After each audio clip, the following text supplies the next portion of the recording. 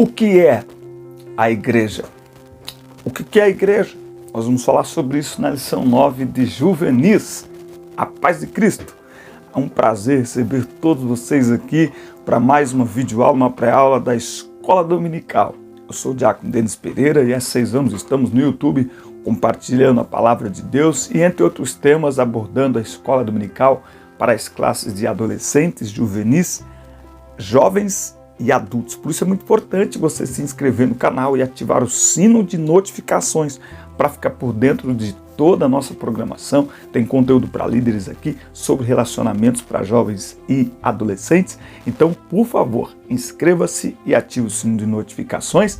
Nos comentários, comente aqui os nossos vídeos. O seu comentário é muito importante para nós, tá certo? Fale de onde você nos assiste, tá certo? Fale pra gente de onde você nos assiste.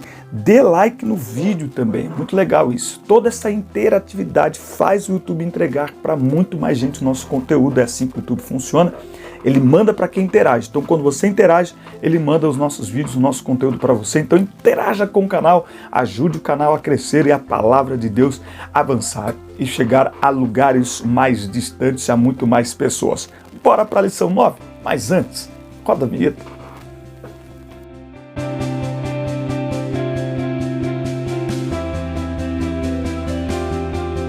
O seu comentário é sempre muito importante para nós. Só citar aqui alguns nomes: irmã Marina Guimarães, Sônia Isabel, Josiane Madureira, Marcos Gomes, Raquel Porto, Silvana Durais, Andy Bonfim, Edna Andrade, Jonas Costa, Nova Serrana, Raimunda Souza e muita gente comenta. Não vou ler aqui todos os nomes, mas deixa o seu comentário aí, é muito importante para nós. Pegou sua revista, bloco de anotações aí?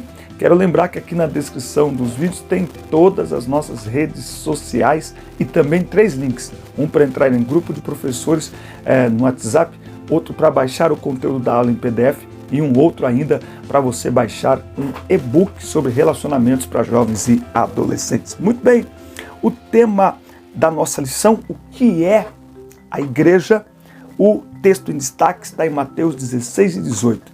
Pois também eu te digo que tu és Pedro, e sobre esta pedra edificarei a minha igreja, e as portas do inferno não prevalecerão sobre ela.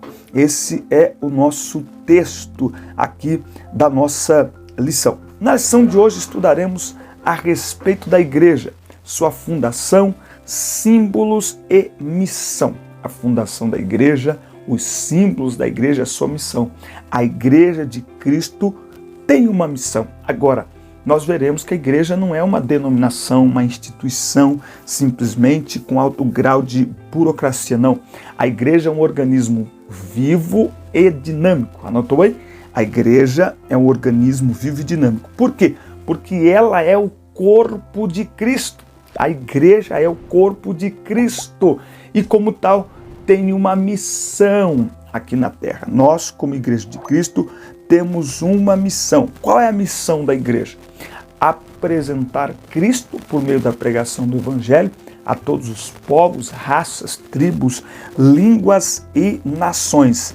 Anote aí, essa é a missão primordial, principal e eu diria que até exclusiva da igreja, é pregar o Evangelho. Todas as outras demandas, elas só serão satisfeitas numa igreja onde se prega o Evangelho. Perguntaram para mim essa semana se a igreja deve se envolver com a demanda do meio ambiente, da preservação do meio ambiente. Todas as demandas a igreja pode até se envolver, mas se ela abdicar da pregação do Evangelho, nenhuma outra demanda ela cumprirá com excelência. Mas se pregar o Evangelho que é apresentar Cristo às pessoas, inclusive aos crentes, viu? Fala aí para mim nos comentários, os crentes estão precisando ser evangelizados, sabia? Você pega a Bíblia, abre, mostra alguma coisa para alguns crentes hoje, eles rejeitam porque aprenderam de outra forma, mesmo que você mostre na Bíblia para eles, na Bíblia está escrito isso aqui, não, mas eu aprendi desse jeito. Então a função primordial exclusiva da igreja é pregar o Evangelho. Todas as outras demandas, elas podem até ser contempladas, mas desde que o homem esteja com a sua vida completamente entregue a Cristo, do contrário, nada funciona. Igreja, eu, você, nós. não são poucas as pessoas que, em pleno século XXI, ainda confundem igreja com um edifício, né? Formado ali por tijolos, pedras, areia e cimento. De acordo com o Novo Testamento, a igreja pode ser compreendido de 3 formas. Lembrando que igreja é eclésia, que é tirados para fora, tá?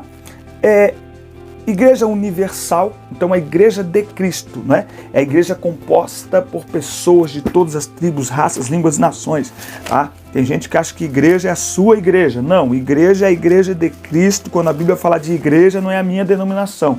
É a igreja de um modo em geral, tá? 1 Coríntios 1 e 2. A igreja de Deus que está em Corinto, certo? A igreja que está em Corinto. Esta é uma carta direcionada àquela igreja, mas esse termo ele fala também da igreja universal, de todos aqueles que creem em Cristo como Salvador de suas almas.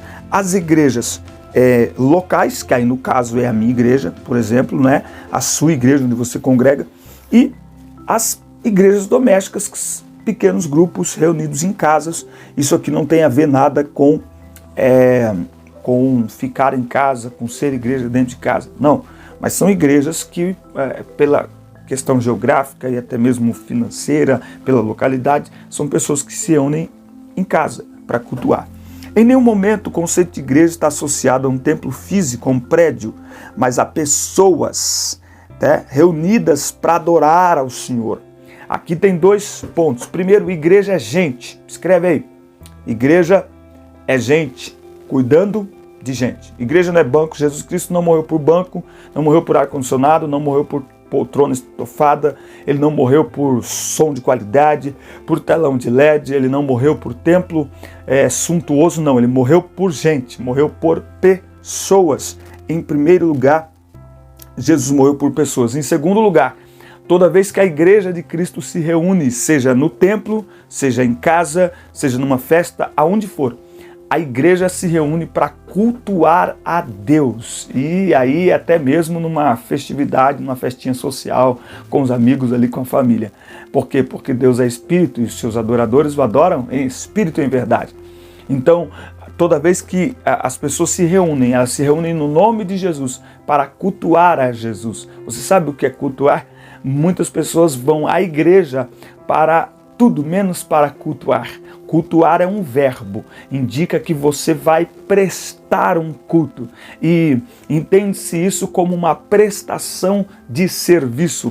Você se dispõe a entregar algo, a fazer algo. É assim que nós fazemos o culto. Culto não é recepção, é entrega, tá certo? Culto não é balcão de pedidos ou de anúncios. Culto é altar onde entregamos e consagramos nossas vidas a Deus por meio do louvor, por meio da adoração, por meio da palavra, por meio da comunhão entre os irmãos. Como afirmou Danzig, a igreja consiste naqueles que foram chamados para fora do mundo, do pecado, da vida alienada de Deus, os quais, mediante a obra de Cristo na sua redenção, foram reunidos como uma comunidade de fé, que compartilha das bênçãos e responsabilidades de servir ao Senhor. Não é? O mundo enxerga a igreja como uma instituição como qualquer outra. Tá? É assim que o mundo, mas nós entendemos e temos que entender desta maneira que a igreja é um organismo vivo, é o corpo de Cristo na terra, é a família de Deus aqui na terra. A igreja foi inaugurada por Cristo. Até eu postei algo no meu Instagram esses dias, uma menina disse que a igreja é invenção, não sei do que sei que lá, que pena, não sabe nada. A igreja já estava no plano eterno de Deus. Desde a eternidade, Deus já sonhava com a igreja, usando aqui uma linguagem figurada, tá certo?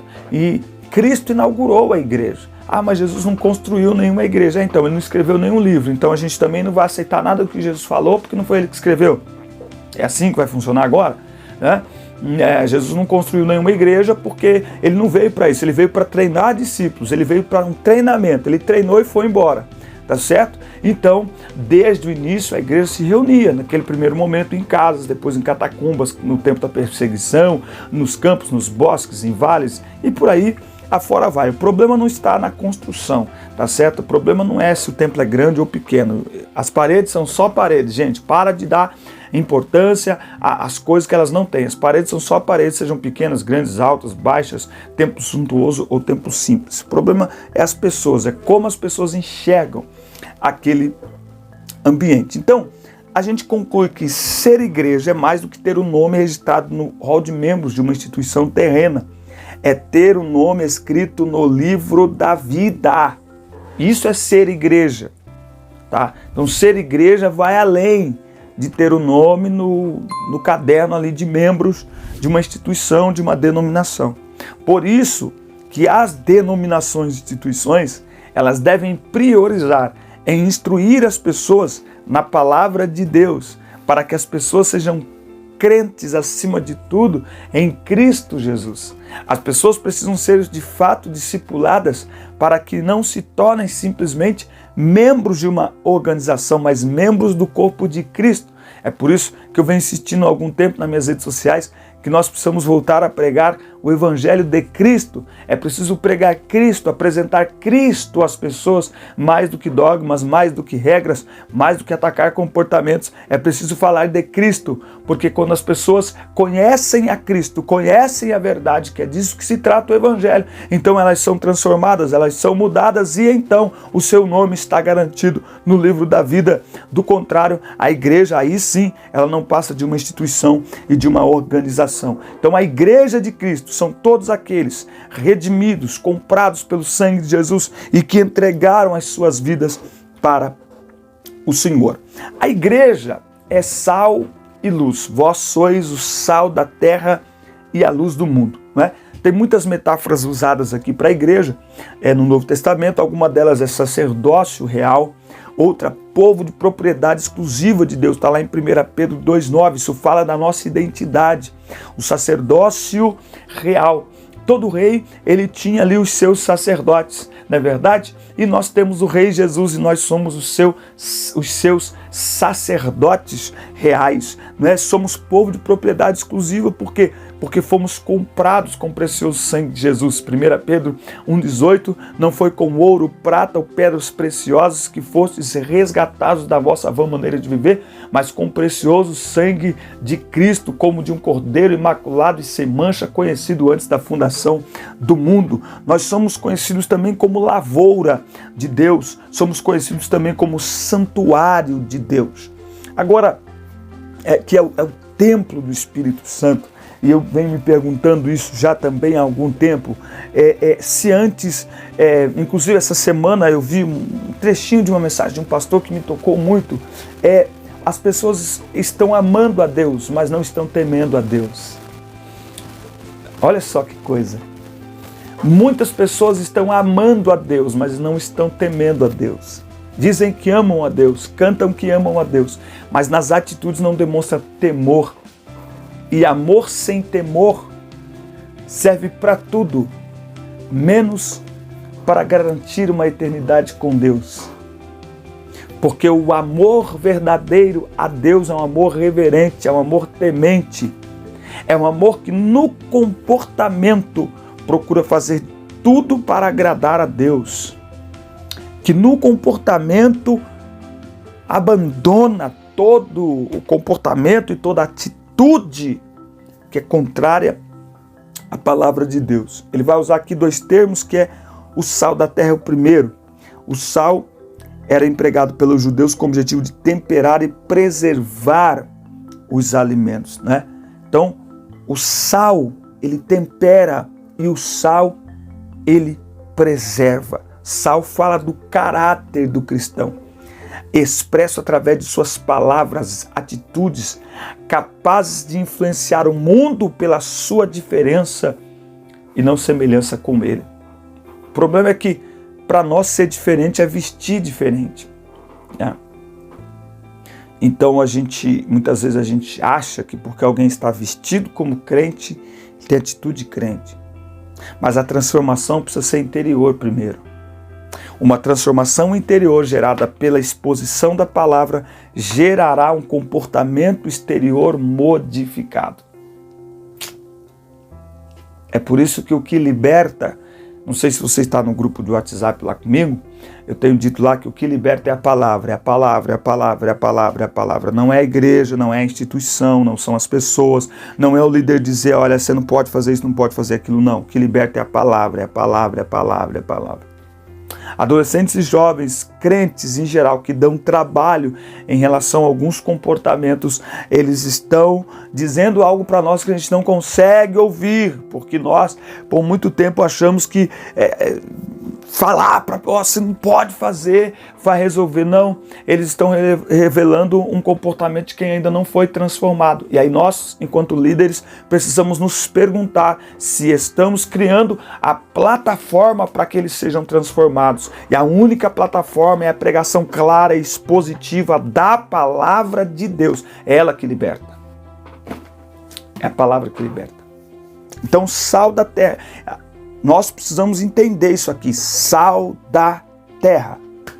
Preserva da podridão do mundo, da podridão do pecado. Sal da terra. Tempera, dá sabor. Sal também fala de equilíbrio. Tá? Temos visto muitas brigas aí nas redes sociais entre crentes, entre líderes. Tá? Muita fofocaiada. E isso contamina os adolescentes, contamina os jovens. Meu Deus. Luz do mundo, tá? Luz do mundo. A luz é essencial à humanidade, é imprescindível em locais de trevas. Isso fala de contraste, luz e trevas, contraste. E aqui eu tenho uma observação que é a seguinte: é mais importante do que atacar as trevas é acender a luz. Não adianta nada. Eu vou citar aqui 2 exemplos. Como eu estou falando a professores, vou citar aqui 2 exemplos de coisas que me incomodam. Por exemplo, nós falamos contra o aborto. Falamos e brigamos na internet. Mas eu pergunto, qual a última pregação que você ouviu sobre adoção? Não fala. Nós confrontamos o divórcio. Por que pregações, ensinos e palestras para famílias é um evento esporádico e não comum na igreja? Tem que anualmente fazer um encontro de casais. Se nós somos o povo de Deus, o povo da família, do homem e da mulher, assuntos de família deveriam ser corriqueiros nos nossos cultos. Você entende? Então não basta criticar as trevas, é preciso acender a luz. Por quê? Porque quando você acende a luz, acabou as trevas. Não basta criticar a mentira, é preciso falar a verdade. Meu Deus do céu, meu Deus do céu. Contraste, é contraste, é contraste. Pega a Bíblia aí, pega a Bíblia aí. Estou testando aqui minha cadeira. Aleluia. Olha isso aqui. Olha isso aqui, porque está aqui também. Olha só. Colossenses 3.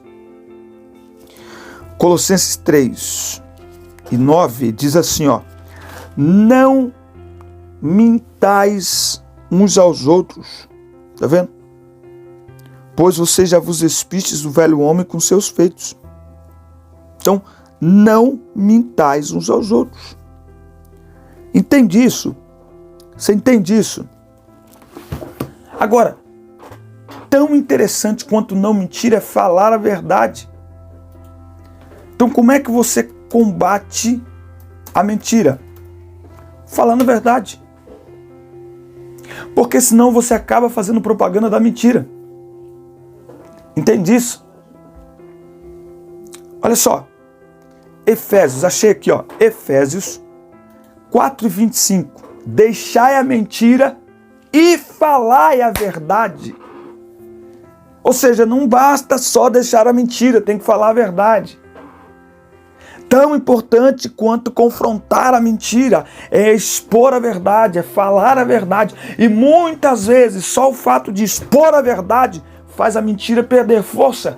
Mas quando nós ficamos falando desequilibradamente sobre a mentira, sobre comportamentos errados, contrários à palavra de Deus, nós acabamos fazendo propaganda disso tudo. Nós somos chamados para ser luz. Luz não briga com trevas. Meu Deus, Vou pregar isso aqui esse final de semana, não sei aonde, mas eu vou. Luz não briga com treva, já viu? Luz não briga com treva, não. A hora que ela acende, acendeu, acabou. Luz não briga com treva, luz não critica treva, luz não. Ela só acende, acendeu, acabou. Não tem mais trevas, não tem como. Não tem como, as trevas não habitam e não dominam um ambiente iluminado. Não tem como. Quando que a gente vai aprender isso? É que é gostoso ficar criticando as trevas, né? É gostoso ficar criando, enfim, tá? Então, somos luz do mundo. A igreja é luz. Luz fala de conforto, sabe? Luz fala de lugares que a Bíblia diz que aonde foi pregado o evangelho, aqueles que habitavam em regiões de sombra de morte, a luz brilhou. Pregar o evangelho é acender uma luz num território escuro. Isso é o evangelho. A igreja é sua missão. A igreja é composta por aqueles que foram chamados para fora do mundo. Isso não significa que a igreja vai deixar de cumprir sua missão no mundo. Não. A igreja não foi chamada nem para se excluir, nem para se assemelhar totalmente com o mundo.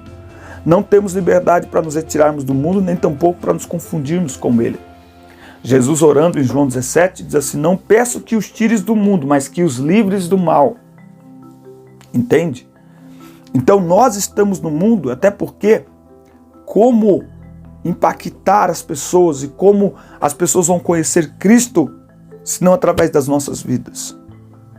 Então, nós vamos entender esse conceito de sal e de luz, do que a igreja é, para a gente entender que nenhum ambiente é capaz de corromper aquele que sabe quem é, aquele que conhece a sua identidade. Quem conhece a sua identidade sabe que é luz, ele não se comportará de outra maneira, ainda que esteja em um ambiente sombrio, na faculdade, nas redes sociais, enfim. Tá? Então a igreja é chamada para pregar. Qual que é a missão da igreja? A tarefa, eu vou dizer isso aqui de novo, a tarefa exclusiva da igreja é pregar o evangelho. Ponto. Essa é a missão da igreja. Portanto, ide por todo mundo e pregai. E não tem essa de que pregue com atitudes e, se possível, use palavras. Não, pregar é proclamar. As palavras devem ser coerentes com as atitudes. Senão eu não falo, porque eu não vivo. Não, a minha obrigação é falar. Então, se eu não estou vivendo o que eu falo, eu não tenho que parar de falar até que eu vivo. Eu tenho que começar a viver, porque eu não posso deixar de falar. Meu Deus do céu. Acabou. Essa é a missão da igreja. Pregar o evangelho. E edificar os seus membros por intermédio do estudo da palavra de Deus. Essa é a função da igreja. Ganhar almas, discipular e enviar. Ganhar, discipular e enviar. Vamos escrever isso aí? Ganhar, discipular e enviar. Um convite ao comprometimento. Temos a certeza de que o mesmo Deus que passeava no meio das igrejas da Ásia Menor, lá em Apocalipse, sondando suas incoerências e convocando-as ao arrependimento, está cuidando da sua noiva em pleno século XXI e a desafiando a viver de maneira santa e justa como convém aos santos. Tem pessoas que falam da igreja como se parece que a igreja de hoje está abandonada. Parece que Deus deu conta de todas as gerações, mas da nossa não. Não. Deus continua sendo Deus, a igreja continua sendo igreja. Mas a igreja de hoje não é como a de antigamente. Então é porque o antigamente já é antigamente, né? Eu não sou a mesma pessoa hoje que eu era há 20 anos atrás. Você também não é. Entende? As pessoas mudam. E Deus permanece o mesmo. E a sua palavra permanece a mesma. Mas tem pessoas apegadas a coisinhas e eles não conseguem avançar, crescer no entendimento, crescer na mentalidade. Então, Deus continua atuando no meio da igreja, a igreja continua avançando e nós devemos estar comprometidos com o seu reino, tendo a certeza de que Deus está no nosso meio, que nós somos o seu povo, nós somos o seu corpo, o corpo de Cristo. E por isso nós devemos ser um instrumento de propagação do Evangelho, para que aqueles que estão em trevas sejam iluminadas pela luz de Cristo. Amém? Deus te abençoe. Forte abraço, assista, curta, compartilhe, inscreva-se no canal. E até o próximo vídeo, até a próxima aula. Deus abençoe.